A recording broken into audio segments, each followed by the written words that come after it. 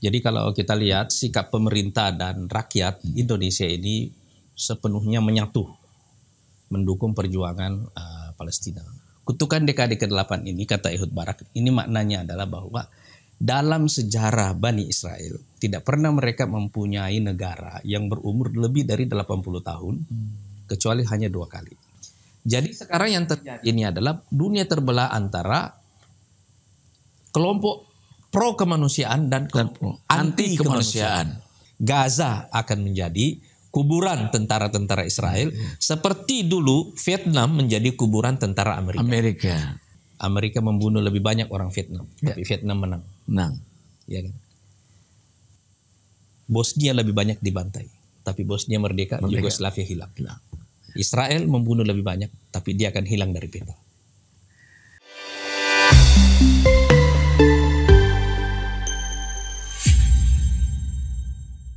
Assalamualaikum warahmatullahi wabarakatuh. Salam Gelora, semangat Indonesia.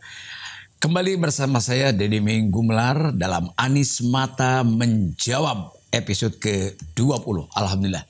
Terima kasih untuk semua sahabat Gelora yang terus mengikuti Anies Mata Menjawab.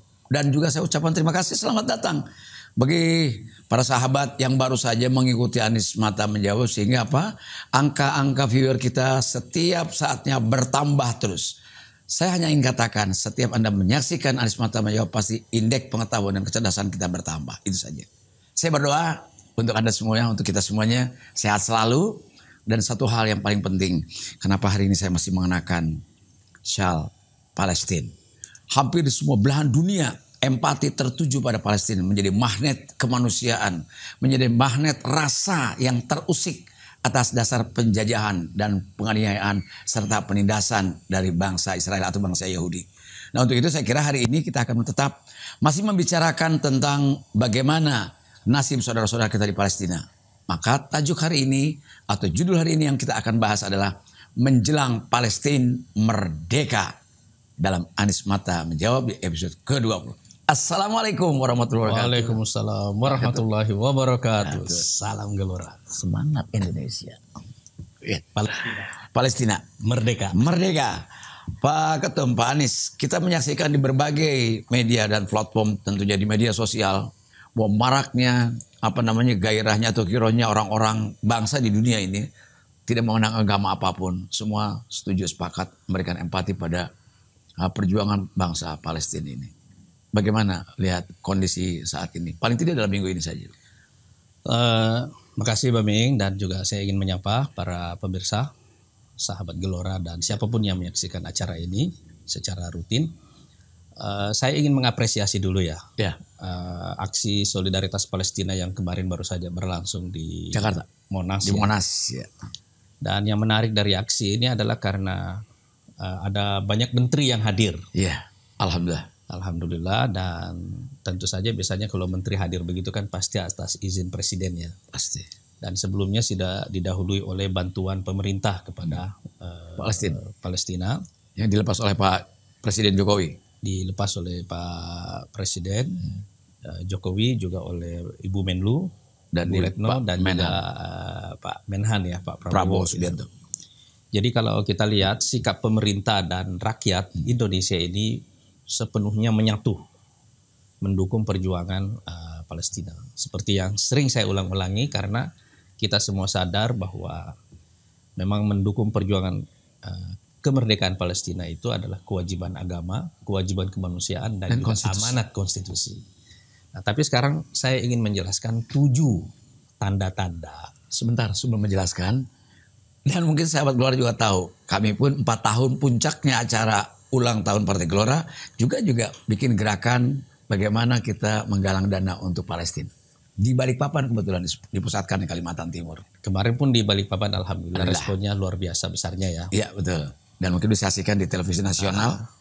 Jadi puncak milad Partai Gelora yang keempat kita adakan di Balikpapan, dan disertai dengan aksi solidaritas Palestina yang dihadiri oleh masyarakat yang luar biasa antusiasnya. Nah, sekarang saya ingin menjelaskan Bang Meing ini 7 tanda-tanda Palestina sudah menjelang kemerdekaannya. Boleh nggak saya potong lagi? Ada apa lagi? 7 ya. Ini jangan bikin kecemburuan banyak orang lah. Menyebut-nyebut angka 7 karena Partai Golkar itu nomor 7.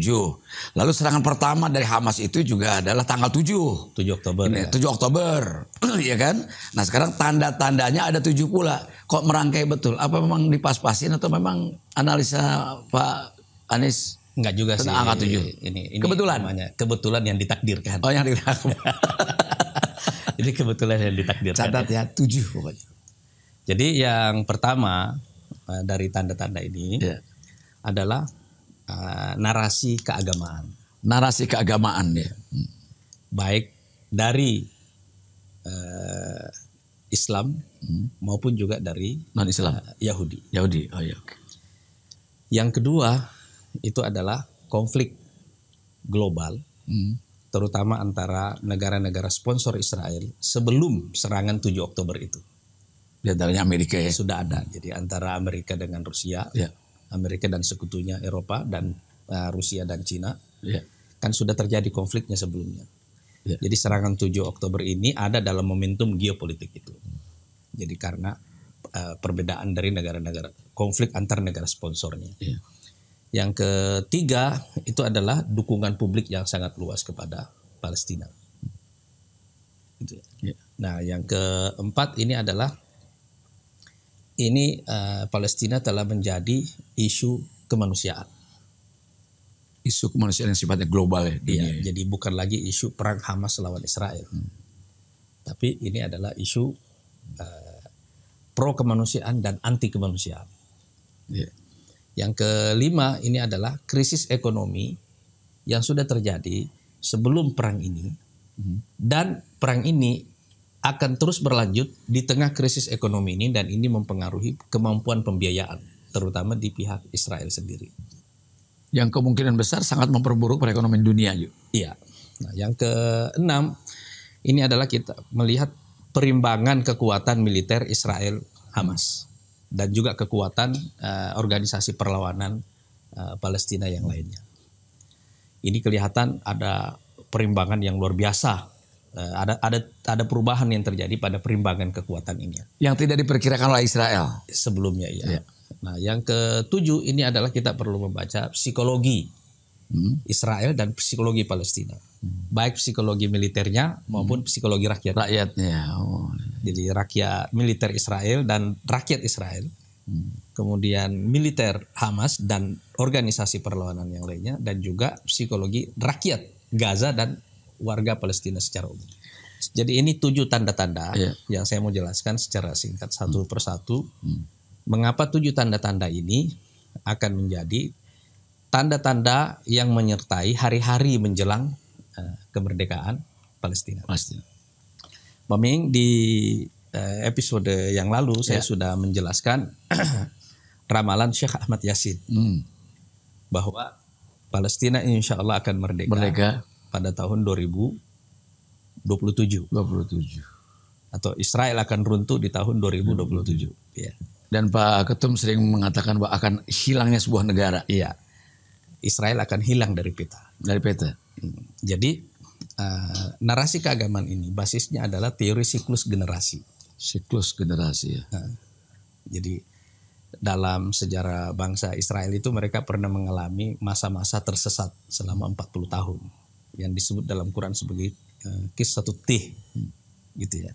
Waktu mereka eksodus dari Mesir. Nah, lama masa tersesatnya di Gurun Sinai itu, kalau disebutkan di dalam Quran itu arba'ina sanah. Yatihuna fil ard. Jadi 40 tahun mereka tersesat di gurun itu. Di bumi, tapi itu maknanya di Gurun Sinai. Nah, jadi kata Syekh Ahmad Yasin bahwa ini adalah umur satu generasi. 40 tahun. Nah, Israel itu berdiri tahun 1948. 48. Ya betul, 48 ya. Ya kan? Ya. Nah, 40 tahun kemudian, jadi pada 1997, 1998, Hamas berdiri. 40 tahun ya. Nah, sekarang ini menjelang 40 tahun lagi itu. Jadi yang dimaksud Syekh Ahmad Yasin itu 40 tahun menuju siklus kedua 2027 itu. 2027 itu nanti pas itu 80 tahun. Ya. Umur negara Israel ini dan 40 tahun umur perlawanan Hamas itu ya. Jadi 40 tahun ini adalah 40 tahun pertama ini adalah 40 tahun peaknya Israel. Memang di periode ini ada banyak jenggo di Israelnya sendiri. Dari zaman Moshe Dayan dan lain sebagainya. Ya, mulai dari Ben Gurion dan seterusnya. Jadi memang banyak jenggonya pada waktu itu. Nah, tapi 40 tahun kemudian peaknya di situ. Dan memang kalau kita lihat di tahun, terutama pada perjanjian Oslo ya, di awal tahun 90-an, di mana ya PLO, Fatah itu ya seperti sudah pasrah, tidak ada harapan untuk Palestina merdeka. Tapi tiba-tiba muncul satu perlawanan, dan sekarang ini perlawanan ini sudah luar biasa kuatnya. Saya beruntung karena di tahun-tahun awal itu, tahun 94, saya menjadi penerjemah bagi banyak pimpinan Hamas yang datang ke Indonesia untuk menjelaskan kepada masyarakat Muslim di Indonesia pada mulanya tentang apa makna berjuang untuk Palestina. Karena Palestina itu adalah Masjid Al-Aqsa itu kiblat kaum muslimin yang pertama. Ini adalah wakaf bagi kaum muslimin yang dibebaskan dulu sejak zaman Umar bin Khattab. Kemudian dibebaskan kembali dari tentara salib oleh Salahuddin Al-Ayyubi. Dan kira-kira generasi Hamas yang sekarang ini adalah generasi Salahuddin Al-Ayyubi. Nah, tapi di sisi lain, kira-kira 1-2 tahun lalu kalau nggak salah, mantan Perdana Menteri Israel Ehud Barak itu menjelaskan apa yang dia sebut sebagai kutukan dekade ke-8. Mbak Mim pernah dengar nggak? Yeah. Kutukan dekade ke-8 ini, kata Ehud Barak, ini maknanya adalah bahwa dalam sejarah Bani Israel tidak pernah mereka mempunyai negara yang berumur lebih dari 80 tahun kecuali hanya 2 kali. Yaitu kerajaan Nabi Daud, ini abad ke-11 sebelum Masehi, dan kerajaan Hasmonin misalnya. Ini abad ke-2 dan pertama sebelum Masehi. Itu pun gejala runtuhnya mulai terjadi pada dekade ke-8. Jadi angka 80 tahun itu angka keruntuhan, angka keramat ya bagi mereka ini. Dan Israel ini adalah negara ketiga yang mereka tidak tahu apakah dia bisa bertahan lebih dari 80 tahun atau dia akan hancur di sebelum 80 tahun itu. Nah, umurnya menuju 80 tahun ini. Nah, ini tinggal beberapa tahun ke depan. 3-4 tahun lagi kan. Ini dekadenya dalam perjalanan ke 80 tahun kan. Dari 48. Jadi Bami ini tahun 90-an kan kita menyaksikan ada satu negara yang hilang dari peta. Namanya Yugoslavia. Ya kan? Dan ada satu negara kecil yang dulu tidak pernah kita kenal. Yaitu Bosnia. Menjadi negara merdeka. Dan eksis sampai sekarang kan. Jadi negara muncul di peta dan hilang dari peta, itu peristiwa biasa dalam sejarah manusia. Saya juga beruntung bahwa pada tahun 94 waktu perang Yugoslavia itu saya menjadi penerjemah bagi teman-teman para pejuang kemerdekaan Bosnia waktu itu yang datang ke Indonesia. Kebetulan mereka itu karena belajar di Timur Tengah jadi bisanya bahasa Arab. Saya menerjemahkan dan alhamdulillah seperti pada waktu itu khususnya keluarga Pak Harto waktu itu ya. Pak Harto membangun masjid. Saudaranya Pak Prabowo Sutejo, ini artinya keluarga beliau juga ikut memberi bantuan yang besar kepada Bosnia. Dan alhamdulillah Masjid Muhammad Soeharto masih ada di Sarajevo sampai sekarang. Ya. Jadi dua narasi keagamaan ini baik dari kalangan dari Islamnya sendiri, maksudnya terutama dari para pejuang Palestina ini, karena ini kan narasi keagamaan begini ini penting karena ini membimbing orang untuk bekerja. Juga ada di kalangan orang Yahudi sendiri, para pimpinan elit di Israel sendiri juga meyakini persoalan ini. Ini satu ya narasi keagamaan. Yang kedua, serangan 7 Oktober itu terjadi ketika perang Ukraina sudah hampir masuk usia 2 tahun ya. 2 tahun. Itu kan udah mulai Ukraina, capek. 2 tahun 2020 udah tapi awal tahun Februari kan. Ini kan Oktober 2023 tapi akhir tahun. Jadi sudah hampir 2 tahun usia setahun lebih. Perang Ukraina itu. Dan perang Ukraina ini adalah awal meletusnya secara terbuka perang antara negara adidaya. Jadi perang Ukraina itu bukan perang antara Rusia dengan Ukraina, tapi negara sponsor antara Rusia pendukung dengan para pendukung Ukraina yang menggunakan Ukraina sebagai proksi mereka, betul. Yaitu Amerika dan NATO dan Eropa, ya, negara-negara Eropa lah. Dan Eropa menjadi zona yang paling tidak aman sekarang ini. Yang tadinya zona aman sekarang sudah menjadi zona konflik, ya kan? Dunia sudah menyaksikan bagaimana semua sanksi tidak membuat Rusia itu bangkrut secara ekonomi, ya kan? Malah yang terjadi adalah konflik atau wibawa Amerika secara keseluruhan terus menerus rontok, berkurang dan orang tidak lagi takut.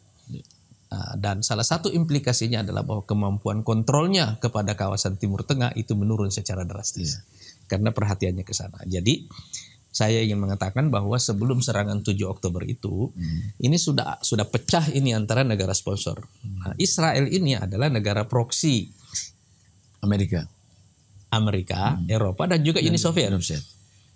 Nah, sekarang para sponsornya ini sudah berkelahi. Ini ya. Israel bisa berdiri karena dulu sponsornya sepakat. Ya kan? Walaupun negara Israel sendiri sudah mulai ada dalam peta sejak tahun 1916 yang dibuat oleh dalam perjanjian Sykes-Picot antara Inggris dengan Prancis di pertengahan Perang Dunia Pertama. Gitu ya. Jadi itu sudah ada. Tapi dia muncul sebagai negara atas kesepakatan para pemenang dalam Perang Dunia Kedua. Tahun 45. Ini kan 3 tahun kemudian kan? Setelah Perang Dunia Kedua selesai.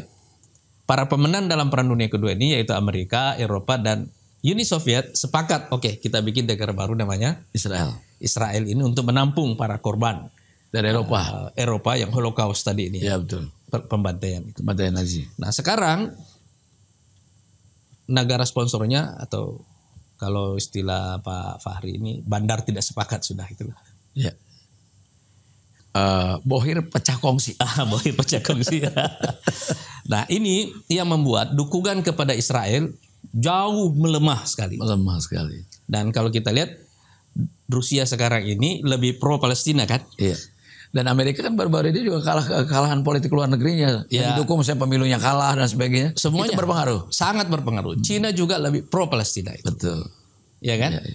Jadi sekarang Israel ini kehilangan banyak sekali pendukung dari superpower. Belum domestiknya kan, tapi ini kita bicara tentang dukungan negara superpower dulu. Jadi sekarang relatif dukungan Israel ini tinggal satu, yaitu Amerika.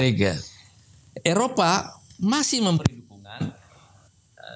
Perdana Menteri Inggris datang, Sunak datang, kemudian ada Sunak datang, kemudian ada Macron juga datang. Prancis. Semua kasih komitmen, kita tetap dukung. Tapi kenyataannya dukungan mereka pasif. Iya. Iya kan? Masih beroral. Nah, kenapa? Karena di negaranya mereka semua di demo.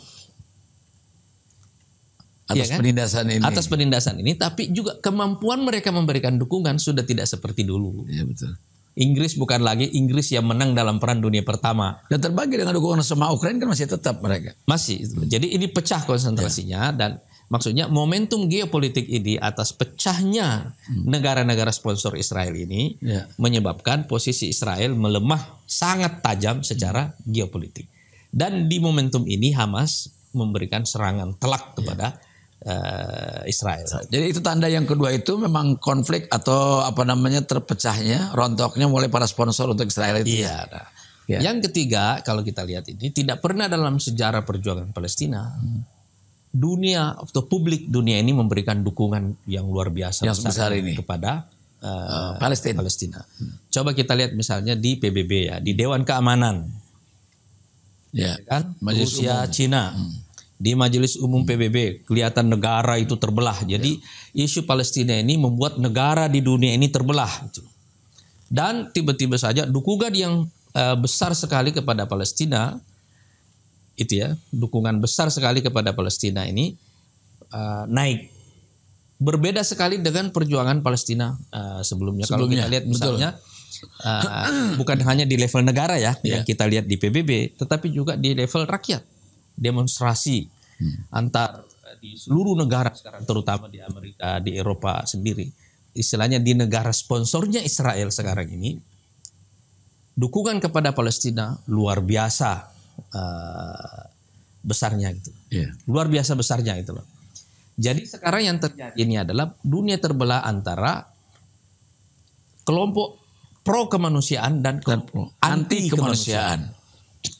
Nah, Israel dan sekarang Amerika ini masuk dalam kategori anti kemanusiaan. Karena sadis. Karena yang mereka lakukan di Palestina sekarang ini bukan menghancurkan Hamas, tapi membunuh warga sipil. Warga sipil, anak-anak, ibu-ibu, perempuan hamil. Serangan udara untuk pembantaian sipil, ya kan? Jadi yang mereka bunuh bukan tentara Hamas, tapi justru warga sipil kan? Yang mereka lakukan adalah kejahatan perang, pembantaian, genosida itu. Yang dilakukan Netanyahu sekarang ini sama yang dilakukan oleh Slobodan Milosevic dulu di Serbia, kepada warga Bosnia itu ya kan? Jadi dunia sekarang terbelah antara kelompok pro kemanusiaan dan kelompok anti kemanusiaan. Dan demo-demo ini kalau kita lihat semuanya mengangkat ini bukan isu agama. Ini adalah isu kemanusiaan. Kebetulan kan kemarin juga di Monas itu kan dari berbagai tokoh-tokoh agama juga hadir. Iya. Saya kira menunjukkan bahwa ini bukan persoalan isu agama lagi, tapi kemanusiaan yang paling kuat. Semuanya sudah terlibat. Ya. Jadi bahkan kemarin kan yang kita adakan di Balikpapan kan, Ibu Yunita kan bukan Muslim ya. Bukan, iya betul, kan? Bukan. Tapi memberikan bantuan, bahkan melelang barang-barang mewahnya untuk Palestina. Iya kan. Jadi sekarang sudah menjadi dukungan publik yang sangat luas ini ya. Nah, poin yang keempat tadi yang saya sebutkan ini adalah isu kemanusiaan ini sekarang. Ini kalau yang tadi kan dukungan publik ini dari kalangan negara yang kita lihat dari negara superpower, dari negara di majelis umum dan juga demo-demo yang luar biasa ini. Sekarang isu kemanusiaan ini mulai berkembang sedikit menjadi bisa berbalik, bukan sekedar melampaui gerakan sekedar pro kemanusiaan. Sekarang ini kalau Israel terus melakukan pembantaian sipil di Palestina, di Gaza, gerakan kemanusiaan ini cepat atau lambat akan berkembang menjadi gerakan antisemit, gerakan anti-Yahudi. Anti-Yahudi. Ini kan sekarang orang bertanya, dulu Anda dibantai oleh Nazi. Nazi, betul. Ya kan? Dan karena Anda dibantai, orang-orang Yahudi lah yang pertama kali mengembangkan teori tentang glorifikasi korban. Ya kan? Korban dalam pembantaian Nazi itu diagung-agungkan sebagai pahlawan kemanusiaan, dan karena itu dijadikan alasan untuk menagih Eropa, menagih Amerika untuk terus membayar ongkos bagi Israel. Jadi itu seperti utang moral, utang budi bagi Eropa yang telah membantai Yahudi supaya terus bayar ongkos untuk Israel. Nah, sekarang orang bertanya, Anda dulu dibantai dan kita bayar utang kepada Anda, sekarang Anda membantai orang lain.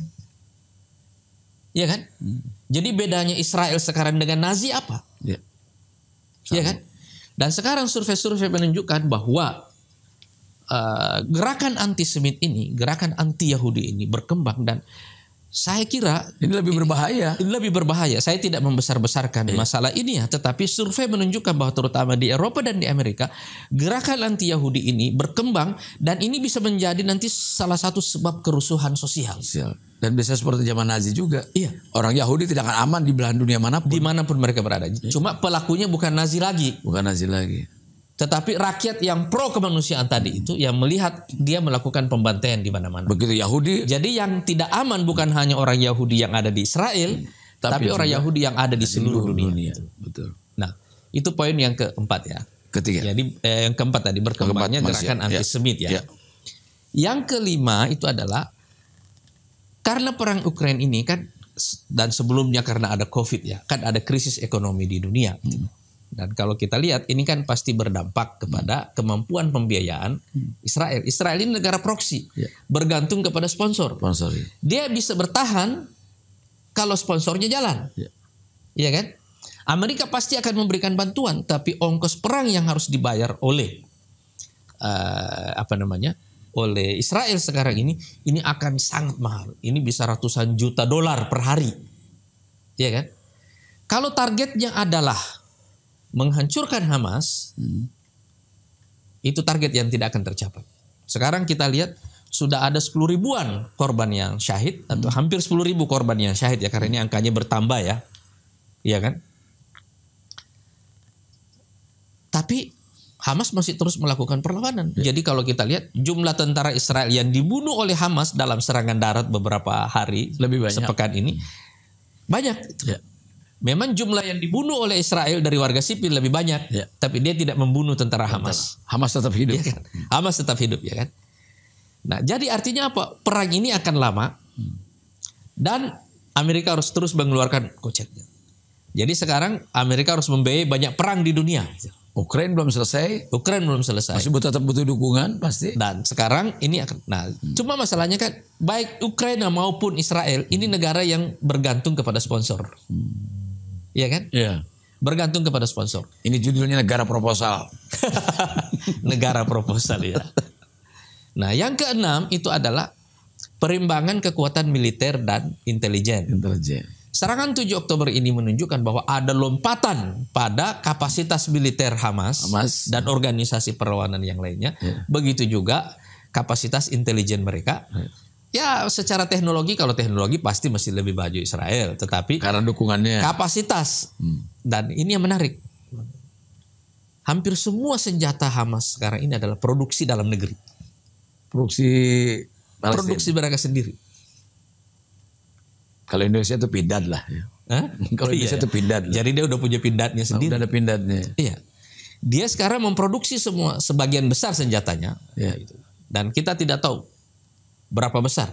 Tetapi kemampuan yang terlihat pada serangan 7 Oktober itu sangat berbeda dengan kemampuan Hamas. Dan itu tidak dihitung oleh Israel. Sebelumnya. Tidak dihitung oleh Israel. Sebaliknya sekarang ini Israel harus mendatangkan 300.000 lebih tentara cadangannya. Impor. Ya kan? Dan kita kembali lagi poin yang kelima tadi. Itu ongkos lagi kan? Ongkos lagi. Ya kan?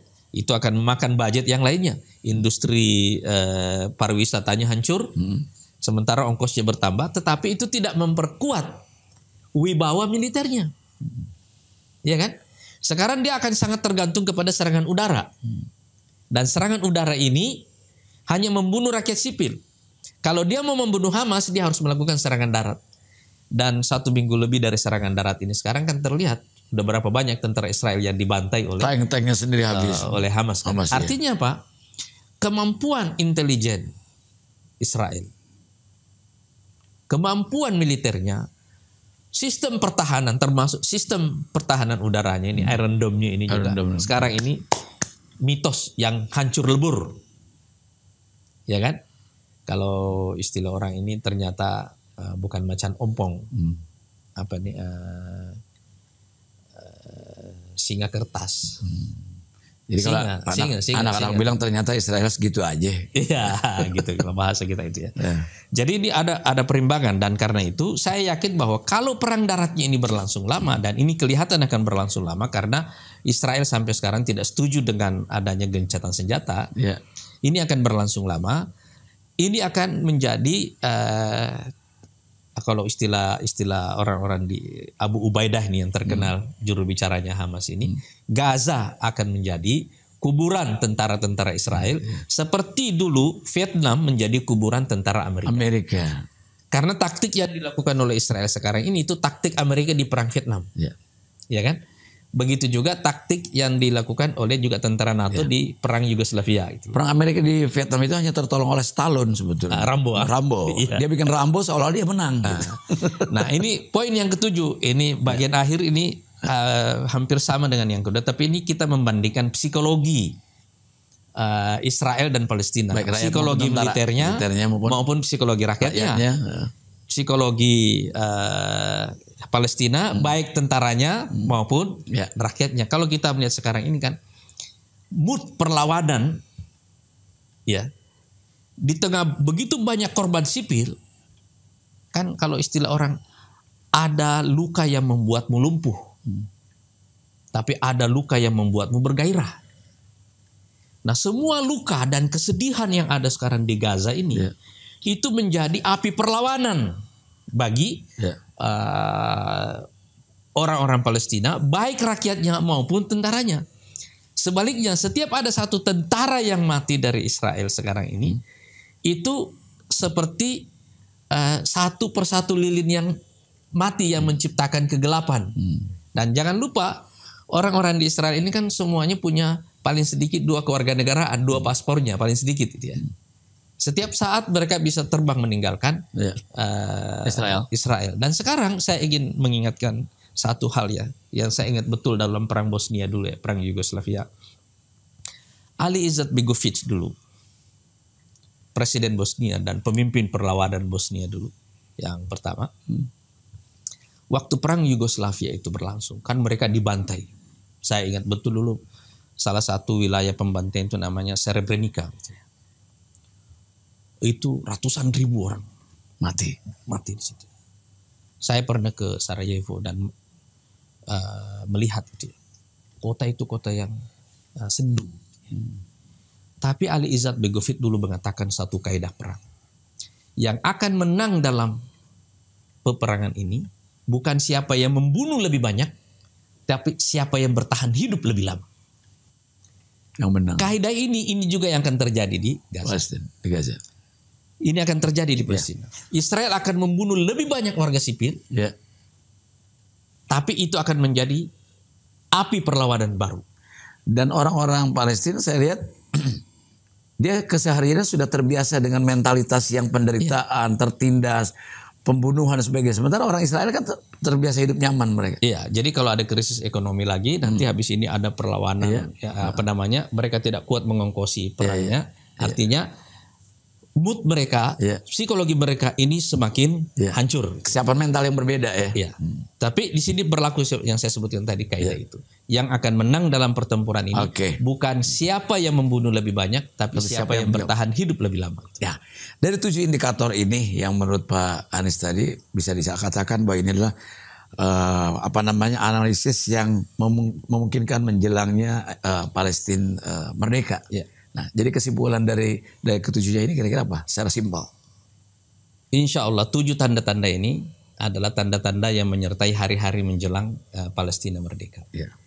Ingat Bang Miing, Amerika membunuh lebih banyak orang Vietnam, tapi Vietnam menang. Ya kan? Bosnia lebih banyak dibantai, tapi Bosnia merdeka. Yugoslavia hilang. Israel membunuh lebih banyak, tapi dia akan hilang dari peta. Terima kasih. Sahabat Gelora, sudah jelas tadi bahwa bukan persoalan jumlah yang terbunuh berapa dalam perang, tapi sejauh mana satu negara atau suatu bangsa yang memiliki ketahanan atau kekuatan untuk bisa bertahan hidup sampai saat ini. Mudah-mudahan bisa memberikan pencerahan bagi kita dan kita doakan Palestina merdeka, merdeka, merdeka. Terima kasih atas perhatian dan keikutsertaannya. Insya Allah mudah-mudahan kita dukung terus Palestina untuk menjadi bangsa yang merdeka. Assalamualaikum warahmatullahi wabarakatuh. Salam Gelora. Semangat Indonesia. Palestina merdeka.